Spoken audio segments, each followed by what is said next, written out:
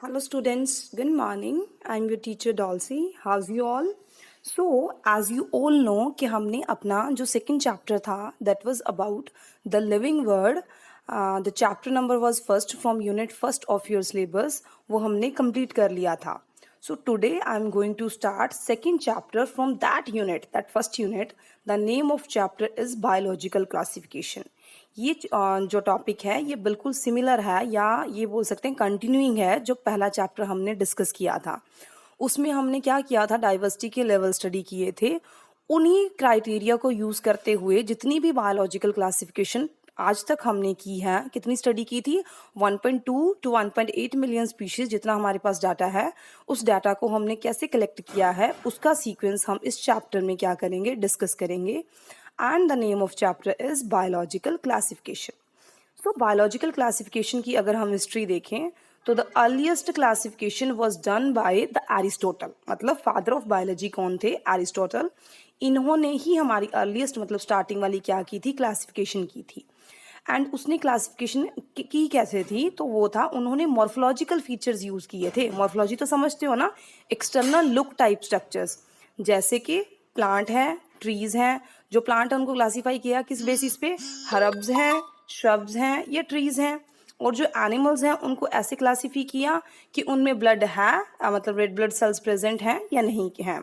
तो इस बेसिस से जो हमारे एरिस्टोटल थे उन्होंने बेसिक और फर्स्ट टाइप की क्लासिफिकेशन का आइडिया दिया था. Aristotle was father of biology and also the father of zoology.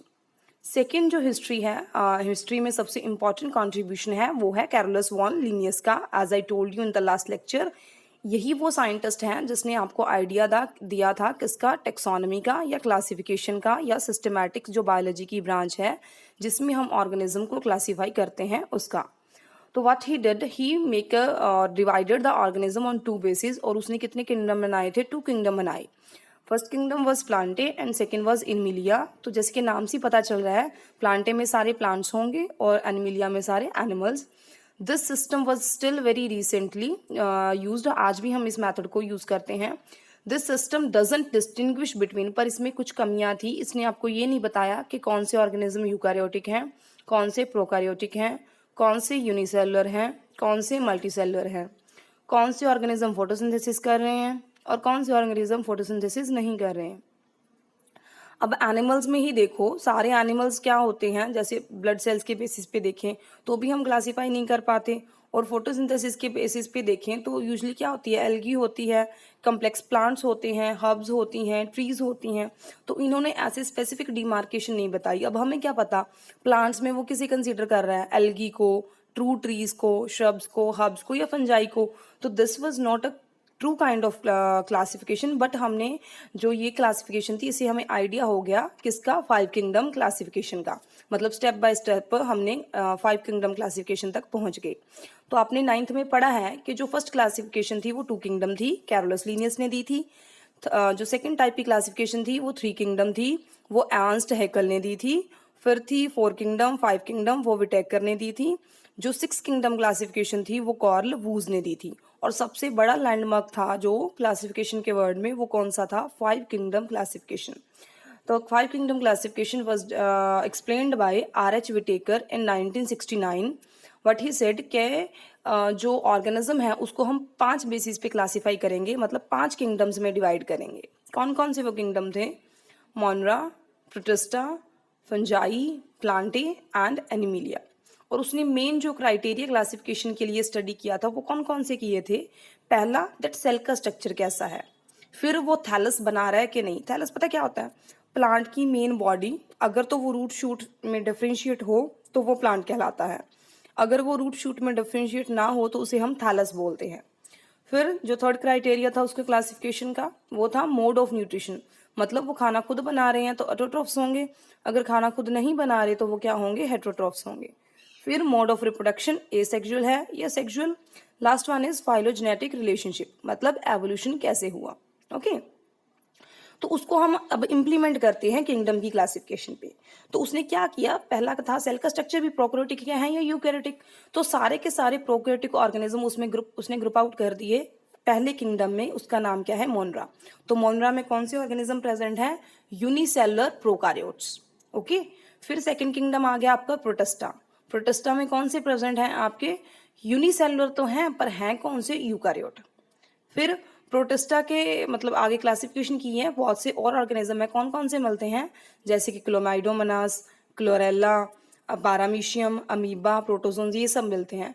पहले एल्गी को भी कंसिडर किसमें किया जाता था? प्रोटिस्टा में, पर अब उसको ट्रांसफर कर दिया गया है किसमें? To the kingdom Plantae. Okay. जो अमीबा थे वो पहले हम किस में कंसिडर करते थे? प्रोटोजोन्स की फॉर्म में, किसमें? एनिमल किंगडम में। पर अब हम उन्हें किन में कंसिडर करते हैं? किसमें? आपके प्रोटिस्टन में। ये ध्यान रखना, एक्सेप्शंस आ जाती हैं कि एल्गी के लिए आपको ऑप्शन दिया होगा भी अर्लियर क्लासिफिकेशन में किसमें इसको रखा गया था, तो याद रखना अर्लियर तो एल्गी थी किसमें? आपके प्रोटिस्टा में। अब किसमें है? किंगडम प्लांटे में। Okay. So he has put together organism which in earlier classification were placed in different kingdoms. जो आपकी पहले वाली क्लासिफिकेशन थी उसमें जैसे आपकी फंजाई थी, उसको भी कोई स्पेसिफिक किंगडम नहीं दिया गया था, फिर भी इसने एक नया लैंडमार्क दिया और ऑर्गेनिज्म को क्या कर दिया? करेक्टर्स के बेसिस पे सेपरेट आउट कर दिया और अलग अलग किंगडम क्या कर दिए? डीमार्क कर दिए। I am revising these. पहला किंगडम कौन सा है? मोनरा, जिसमें यूनिसेलुलर होंगे सारे के सारे प्रोकारियोट्स। प्रोटिस्टा में होंगे यूनिसेलुलर यूकारियोट्स। फंजाई में होंगे मल्टी सेलुलर और यूनिसेलुलर आपकी फंजाई, जिसमें क्या होगा? हिट्रोट्रॉफिक मोड ऑफ न्यूट्रिशन होगा।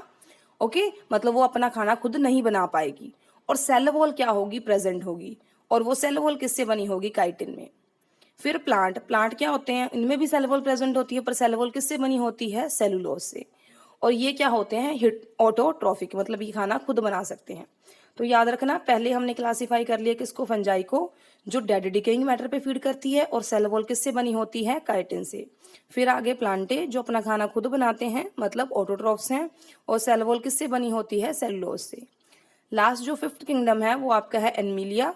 उनमें सेल वॉल क्या होती है? एब्सेंट होती है, ये कैरेक्टरिस्टिक फीचर है, और ये अपना खाना खुद नहीं बनाते, तो ये क्या होते हैं? Heterotrophic in nutrition. In today's lecture हम सिर्फ किसके बारे में स्टडी करेंगे? हमारा पहला किंगडम, वो भी मोनरा। मोनरा हमारा ऐसा किंगडम है जिसमें हमें क्या मिलते हैं? बैक्टीरिया मिलते हैं। तो they are the most abundant microorganism. धरती पे, अर्थ पे सबसे ज़्यादा मिलने वाले जो हमारे ऑर्गेनिज्म हैं वो कौन से हैं? बैक्टीरिया। ये किसी भी इन्वायरमेंट में रह सकते हैं, कितनी भी गर्मी हो, कितनी भी सॉल्ट हो, कितनी भी बर्फ हो, चाहे कितनी भी गर्म सॉल्ट सैंड हो या फिर डीप ओशंस हो, कहीं भी किसी भी कंडीशन पे सरवाइव करने की कैपेसिटी जो ऑर्गेनिज्म रखते हैं वो कौन से हैं? बैक्टीरिया। और वो किस किंगडम में पाए जाते हैं? मोनरा किंगडम के अंदर कंसिडर करते हैं। फिर आपको पता है जो बैक्टीरिया हैं वो आपकी बॉडी के ऊपर रह के आपको बहुत सी डिजीज कॉज करते हैं। तो आपकी बॉडी के ऊपर जो ऑर्गेनिज्म या बॉडी के अंदर जो ऑर्गेनिज्म रह सकता है उसके लिए हम बायोलॉजी में वर्ड यूज करते हैं पैरासाइट। तो बैक्टीरिया क्या है? पैरासाइट हैं, जो आपकी बॉडी के ऊपर या आपकी बॉडी के अंदर रह सकते हैं। बैक्टीरिया को हम उनकी शेप के बेसिस पे या फिर उनके नेचर के बेसिस पे जब सिक्स किंगडम क्लासिफिकेशन आई ना, तो हमने उसको क्या कर दिया? क्लासिफाई कर दिया। ये जो सारी क्लासिफिकेशन है वो 1 बाय 1 में मैं पिक्टोरियोग्राफली आपको आज और कल क्या करूंगी? एक्सप्लेन में डिस्कस करूंगी। तो पहला क्या है? जो हमने किंगडम मोनरा है उसको 2 डिवीजन में बांट दिया है। First one is archaebacteria, second one is eubacteria. तो जो आर्के बैक्टीरिया हैं वो ऐसे बैक्टीरिया हैं जिसे हम बोलते हैं primitive type of, special type of bacteria हैं। तो दोनों बैक्टीरिया ही, क्योंकि मोनरा किंगडम में बैक्टीरिया ही मिलते हैं, पर आर्के बैक्टीरिया मतलब अजीब सी कंडीशन में, मतलब बहुत थ्रेटनिंग कंडीशन में सर्वाइव करते हैं, और यू बैक्टीरिया यूजुअली आपको डिजीज कॉज करते हैं और नॉर्मल इन्वायरमेंट पे क्या करते हैं? सर्वाइव करते हैं। तो आर्के बैक्टीरिया कौन से हो गए? ऐसे बैक्टीरिया जो बहुत ही हार्मफुल टाइप ऑफ जो वो होती हैं कंडीशंस, वहां पे क्या करते हैं? सर्वाइव करते हैं। वो कंडीशंस कौन कौन सी हैं? मिथेनोजेंस, जो आपके मीथेन गैस प्रोड्यूस करते हैं, थर्मोएसिडोफिल्स, जो आपके हीट वाले रीजन में रहते हैं, लास्ट के हेलोफाइल्स, जो नमक वाले रीजन में रहते हैं। तो फर्स्ट ऑफ ऑल मिथेनोजेंस। तो मिथेनोजेंस ऐसे बैक्टीरिया हैं जो मीथेन गैस को प्रोड्यूस करते हैं। मीथेन का फॉर्मूला क्या होता है? CH4। जो बैक्टीरिया हैं they have capacity to convert CO2 of swampy areas into methane.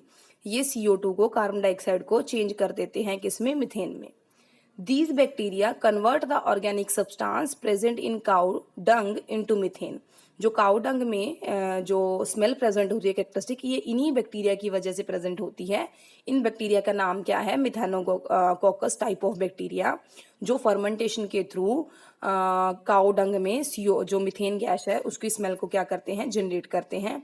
तो इसीलिए इन्हें हम गोबर गैस फर्मेंटर भी बोलते हैं। They are also present in rumen of cattle, ये एक स्पेशल ऑर्गन होता है, आपने 10th में किया हुआ है, वहां पे प्रेजेंट होते हैं और वहां पे भी ये क्या प्रोड्यूस करते हैं? Methane gas. उनकी एग्जाम्पल क्या है? र्यूमेनोकोकस, मतलब क्यों कोकस का मतलब कल करेंगे हम, र्यूमेनो मतलब वो कहाँ पे प्रेजेंट होते हैं? रूमेन में। नेक्स्ट आगे हैलोफाइल्स। तो हैलोफाइल्स ऐसे बैक्टीरिया हैं जो सोल्ट लविंग है। तो वो कौन सी कंडीशन में रह सकते हैं? जहाँ पे बहुत ज़्यादा सोल्ट होता है। They are found in extreme salty area, जैसे कि great salt lake and the dead sea. Okay, halophiles are surrounded by a purple membrane in which pigment bacteriorhodopsin is present. तो पिगमेंट जो purple colour है उस bacteria को वो कौन provide करता है? एक पिगमेंट है जिसका नाम क्या है? Bacteriorhodopsin. That is fine due to the reason membrane absorb the bright light. क्यों प्रेजेंट होता है? ताकि मेम्ब्रेन है वो एब्जॉर्ब कर सके किसको? ब्राइट लाइट को, और कन्वर्ट कर सके किसमें? ATP की फॉर्मेशन में। They can't prepare food like you bacteria, ये अपना खाना खुद नहीं बना सकते जैसे कि यू बैक्टीरिया बनाते हैं, आगे करेंगे हम। Instead of it they directly form ATP, ये डायरेक्टली क्या बना लेते हैं? ATP बना लेते हैं। इसीलिए हम हैलोफाइल्स को क्या कंसीडर करते हैं? Non photosynthetic type of bacteria. So now I am revising, methanogens कैसे बैक्टीरिया हैं जो मिथेन गैस प्रोड्यूस करते हैं? कौन कौन सी दो एग्जांपल हैं आपकी? एक मिथेनोकोकस बैक्टीरिया, एक ह्यूमेनोकोकस bacteria. Methanococcus bacteria methane gas produce करते हैं और काऊ डंग में प्रेजेंट होते हैं, फर्मेंटेशन करते हैं वहां पे। और जो रूमेन में प्रेजेंट होते हैं काऊ के, उन्हें हम क्या बोलते हैं? Roman caucus animals. हैलोफाइल्स वो हैं जो सोल्ट वाले एरिया में एग्जिस्ट करते हैं। ओके, नेक्स्ट क्या है? Thermo acidophils. थर्मो मीन्स होता है हीट, एसिडो मीन्स एसिड, फाइल्स मतलब लविंग। तो थर्मो एसिडोफाइल्स मतलब ऐसे ऑर्गेनिज्म जो हीट मतलब गर्मी प्लस एसिड दोनों चीजों को क्या करते हैं? सब्सटेन करते हैं।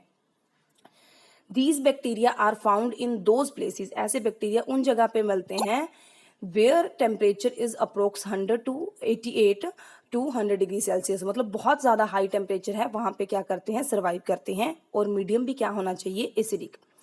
These are aerobic bacteria, means ये ऑक्सीजन की प्रेजेंस में क्या करते हैं? सर्वाइव करते हैं। And they have capacity to oxidize sulphur to sulphuric acid, और इनमें कैपेसिटी है ऑक्सीडाइज करने की, किसको? सल्फर को, किसमें? सल्फ्यूरिक एसिड में, हाई टेम्परेचर पे और हाई एसिडिटी पे। Some of these bacteria are able to reduce sulphur to H2S under anaerobic condition. ऐसे बैक्टीरिया में कैपेसिटी होती है रिडक्शन करने की sulphur to sulphur dioxide anaerobic condition में। तो ये सल्फ्यूरिक एसिड बनाते हैं कौन सी कंडीशन में? एरोबिक में, जब ऑक्सीजन प्रेजेंट हो। और ये क्या बनाते हैं? H2S एनरोबिक कंडीशन में, और ये सल्फर स्प्रिंग्स में मिलते हैं। ओके, हमें ये पता होना चाहिए दैट हमने आज मोनरा की एक क्लास कंप्लीट कर ली है। वो कौन सी है? Archaebacteria. This is all for today. Thank you.